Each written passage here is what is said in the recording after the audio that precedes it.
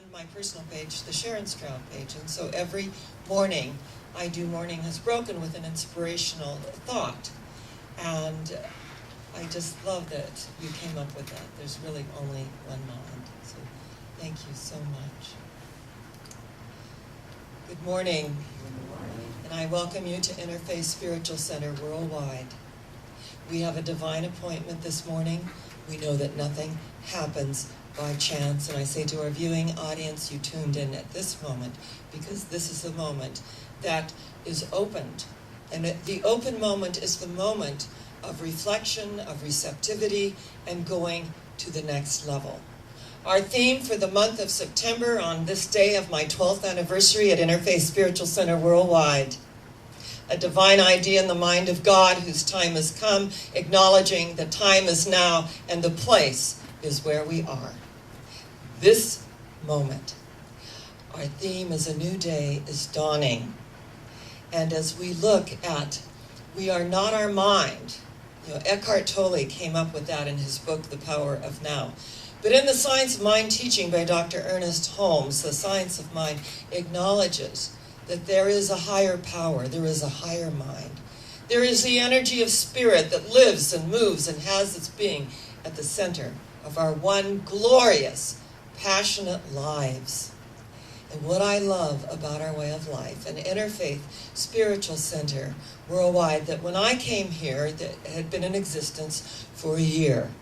And then Terry Cole Whitaker moved on after a year, and we put Interfaith was doing business. It was doing business as Adventures in Enlightenment. When I came, we instituted Interfaith Spiritual Center Worldwide. And to acknowledge, it's about inner faith. Jesus, who became the Christ, said, you can look here, you can look there, but the kingdom of God is within you. It is within us. So the inner faith, the acknowledgement that beyond faith is knowingness, and that we have a spiritual knowingness. And that spiritual knowingness allows us to move to the next level, up the spiral. There's a beautiful children's book called Miracles. And one 12-year-old wrote a poem that I just absolutely adored. She said, I have a little brain tucked safely in my head, and another one that's in the air instead. It follows me and plays with me and talks to me in bed. The other one confuses me, the one that's in my head. Think about it. The other one confuses me, the one that's in my head. So when we talk about you are not your mind, you are not the ego mind. You are not the mind that's always judging and assessing and looking outside and criticizing and obsessing, all the things that the mind does. We stop that mind. We allow the higher mind, the Christ consciousness, the Buddha nature, the holy I am presence to come through energetically and realize everything is unfolding as it should. Imagine that. Everything is unfolding as it should. Eckhart Tolle has had his books on the New York Times bestseller list. He did A New Earth. He did The Power of Now. He's been featured on every major show that is making a difference. And he said that when he first started out and he was embracing these principles, he said, I ran out of money. And I said, God, show me a sign. And I turned, and across the street was a casino. He said, I went in. Now we can relate to this in Palm Springs, can't we? I went in. He said, I put my last dollar in the slot and did the old, what is that called when you do the old power play, right? And he said, I won $1,000 with my $1. To me, this was a sign from heaven that I was to continue my work, my spiritual work. Because we know that money is God's concrete form of substance. It's a means of exchange. It's a byproduct of consciousness, and it allows us to do some pretty wonderful things in this means of exchange. And he continued his work and went on to be on the New York Times bestsellers list with The Power of Now. We know the point of power is always in the present moment. But the ego mind is always dealing with the past. Woulda, coulda, and shoulda. And the future, the unborn time. And a lot of fear comes into play because the ego wants to be in charge. So we acknowledge that there is a power for good in the universe greater than we are, and we can use it. I have a little brain tucked safely in my head, and another one that's in the air instead. It follows me and plays with me and talks to me in bed. The other one confuses me, the one that's in my head. We have to get beyond that whole confusion of the mind and the incessant talking, that chatter. You know, it's so amazing. The Buddhists call it the monkey mind. It's always chattering. It's always telling us that there's a better idea and that you're too old, you're too fat, you're too short, you're too tall, you're too thin. That's the ego mind. That is the mind of limitation. That when we are in synchronicity with the divine mind, we open that space and allow ourselves to come forth in a way that we have never, ever quite come forth before. I had the opportunity this week to celebrate dear Reverend Samantha Lewis Layden's husband. It was his 77th birthday. And we were in Malibu, and my room looked out over the water, and I just thought, to be at peace in this energy, to realize that the waves go out, they ebb and flow. They come in, they go out. That there is a universal energy flowing through us. We breathe out, we breathe in. We breathe out, we breathe in. That it's the law of giving and receiving, the law of circulation. So when we talk about you are not your mind, you are a much vaster energy.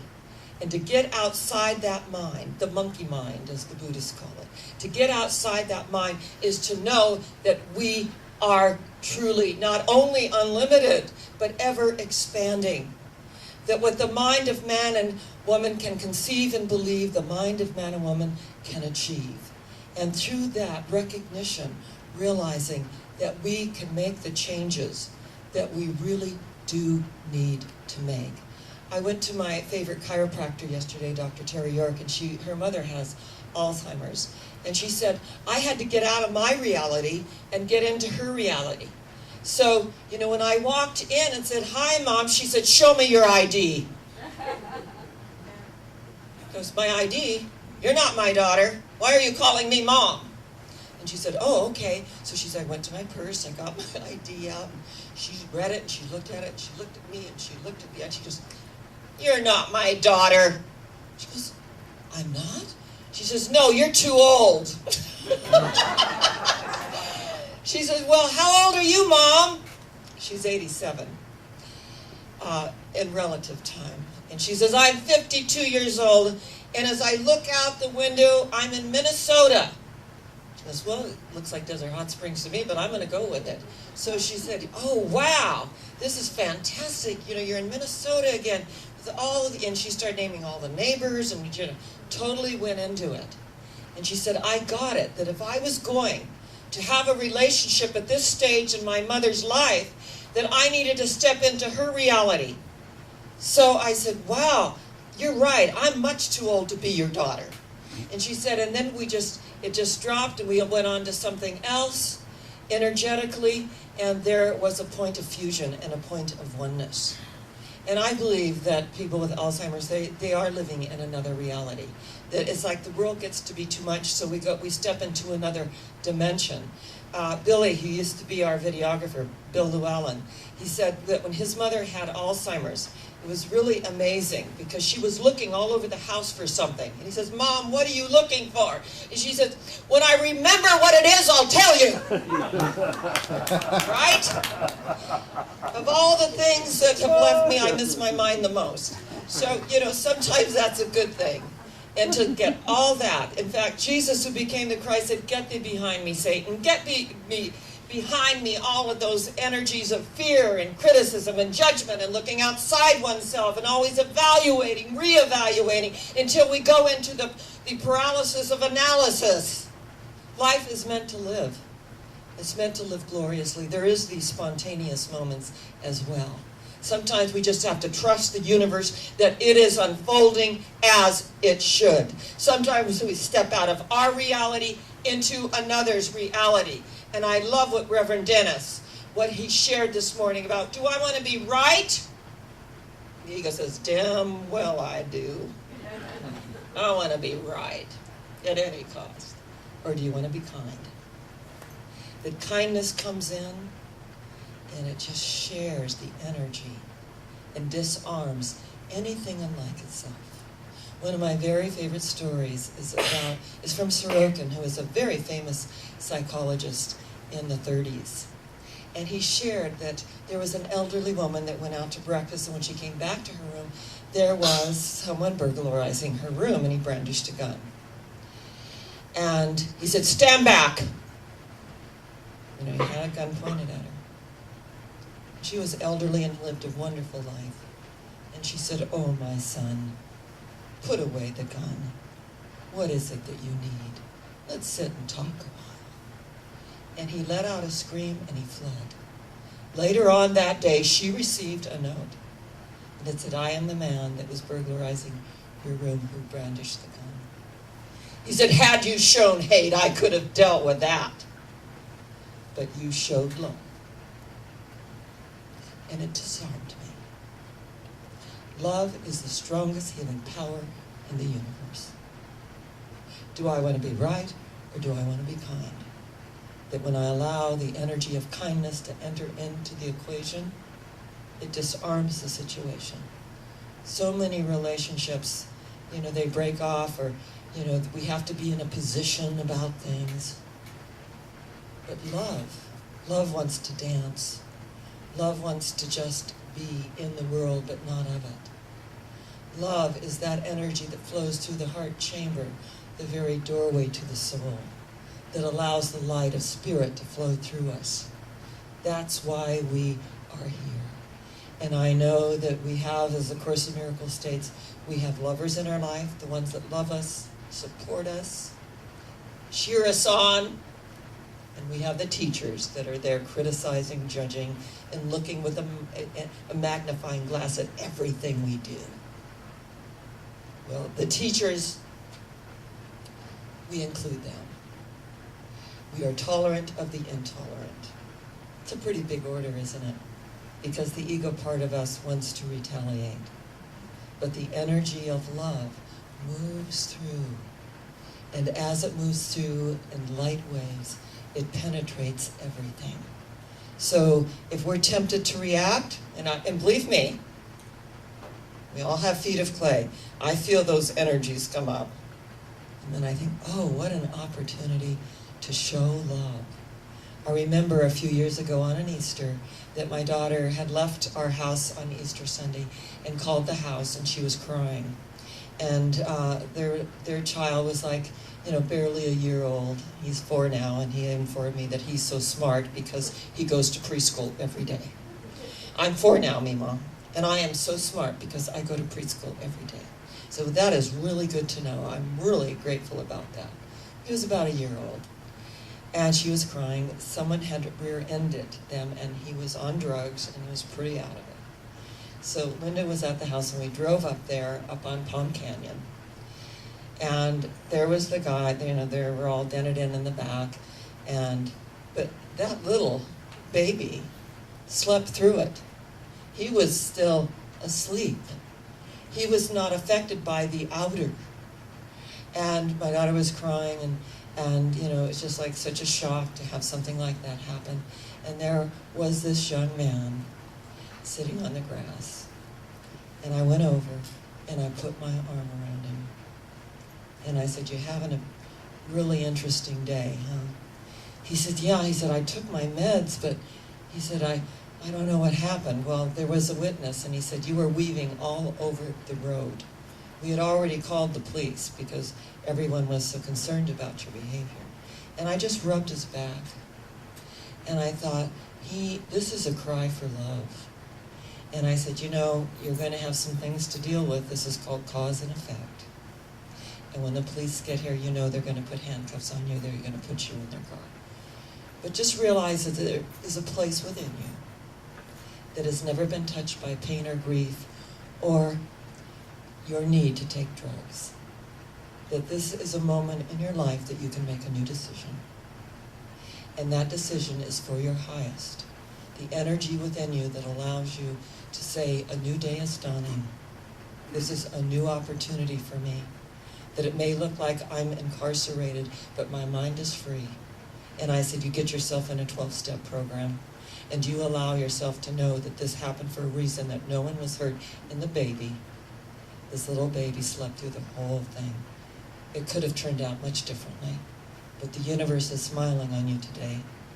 Looks like it's going to take you away in a police car, but the truth is, these police are angels, and that car is its own wings of love, taking you to a place where you can receive help.